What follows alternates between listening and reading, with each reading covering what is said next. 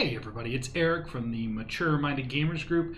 I'm going to show you how to set up and play the Coldest Night, which is a cooperative survival game for 1 to 4 players. Plays in about 20 minutes and the age range is 14 plus.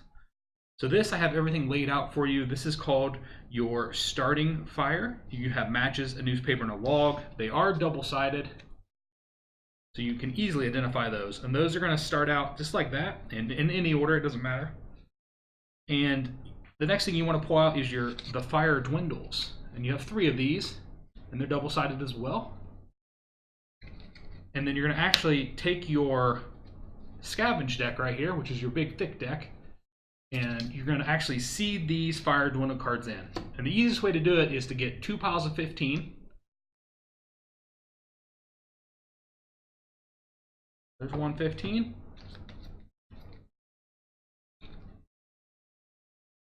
There's a second. And then your remaining cards should be 20. That's how many cards you have in the whole deck. So then you take these fire dwindles and you put one in the bottom of every deck. So one in the bottom of the 20 and one in the bottom of both of the 15s. And then you take the 15 stack decks and put them on top of each other. And then you take the 20 stack deck and put it on top of those. So you make one whole deck out of all those. 20 on top, 15, 15. And that is going to be your kindling deck. Set that there. These are your frostbite cards. They have different abilities. These are negative abilities. They all do different things. This one lowers your hand limit, becomes 3. And to get rid of them, you have to have the total burn or fire rating of your fire pit at whatever this number is in the snowflake. So, and that's at the start of your turn. So at the start of your turn, if the total burn rate is a 9, you actually get rid of this, which is awesome. Like I said, they all have different values and they all do different things. These are just your turn reference cards. You just want to hand those out to each player. They tell you the main phase, the frostbite removal phase, and the cleanup phase, and all that, and the order that you play them. And on the back has the effect references. Some are to help you by gaining. Some of them are if certain things happen, then this happens. There's target ones, which remove the card of your choice. There's burn 1, which removes 1 additional card from the fire pit, and the greatest, which is remove the greatest heat value from the fire pit. So it kind of explains all the effects for you. And then these up here are your lucky find tokens. You're going to get these as you play the game. They help you in different ways, and on the other side of all of them, it tells you what they do. This one gives you a card. So just put them in reach so you can all get them. Since this is a cooperative game, you can all use them at different times. You can share them. Some of them make you, I think, one person basically use them, but some of them can be shared. So, all right. So then when you got all set up just like this, you need to pass 3 of the scavenge cards out to each player,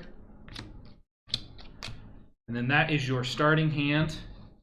And then you pick whoever wants to go first, and you go clockwise from there. So right now we have a fire value of 7, 3, 2, and 2. So I can play every card in my hand except for the jewelry box, which takes a value of 8. It only adds 1 fire. It's a really bad card. But I could add the dictionary or the cloth napkins. We're going to add the cloth napkins in, and what that happens is it burns the farthest one off to the right. So you take that off the pile and put it in your discard pile, and then you draw a card from the scavenge pile to end your turn. So as long as there is 3 cards in the fire pit, then you do not take frostburn. If there's only 2 or less, then you do take frostburn. So that's something you want to keep in mind. And then it would be the next player's turn. And you just keep going, and different cards have different effects, like this one right here. It says, remove an additional card from the right of the fire pit. So when you play this, if I put it down here, I would remove not only the farthest to the right, but an additional card. So these 2 would both burn off. And then I would take a frostbite if that was the end of my turn. However, so you would take a frostbite, which is this one. Don't draw a kindling card at the end of your turn, and that goes right in front of you. And so I actually would not draw a kindling card right now, even though that is my next step. Draw a kindling card. But I have the frostbite, so I would be stuck with my 2 cards. It would be the next player's turn. And that's how you keep going, and some of these effects on these cards will let you unlock these lucky find tokens that have their abilities. And you just keep going.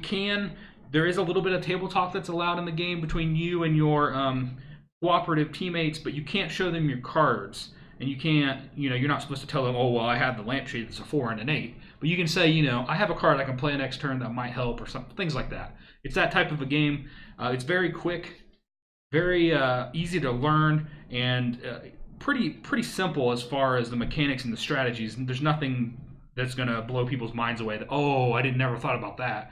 It's kind of just luck with getting a good draw and keeping the deck going. So, all right, I hope this video helped you play the Coldest Night. Make sure you hit that follow and like button, and have yourself a great day.